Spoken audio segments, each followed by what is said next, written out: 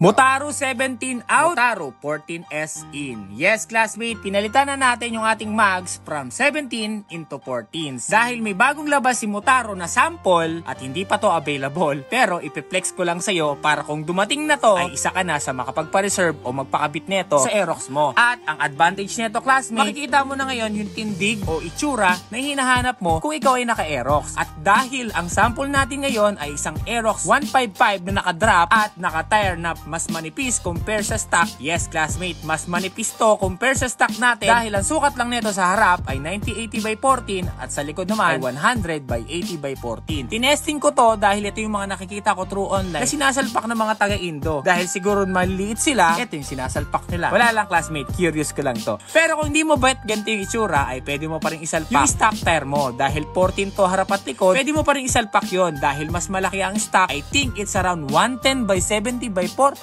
at 140/70/14 yung stock nun, pero hindi ako sigurado, classmate, search mo na lang o tignan mo na lang. At nasa sa iyo na yun kung ganito yung gagayahin mong setup, yung stock o yung ganitong itsura na mas medyo drop. Kaya ikaw, classmate, kung naka-Aerox ka, baka pwede kami dyan mag-comment kung nag-aantay ka na rin nito. At good to say, classmate, kapag bumili ka dito sa amin sa Secret Shop, mati, pwede mong iswap ang stock mo dahil nag-offer kami ng swap sa stock para makales ka o makadiscount ka. O yan, classmate, baka pwede rin kayo mag-comment dyan kung tingin nyo ba ay bagay ang 14s na Motaro o mas bet nyo pa rin yung 17S ni Alpha X Omega na kinopya natin sa Aerox natin. Labas nyo na yung mga kuro-kuro ninyo o mga saloobin ninyo, titingnan lang natin yung mga point of view ng bawat isa kung mas marami bang pro sa 14 o mas maraming pro sa 17. Comment down below. By the way, baka kailangan nyo rin pala ng suspension. Naka-race power suspension nga pala to, kaya masarap yung biyahe ko everyday.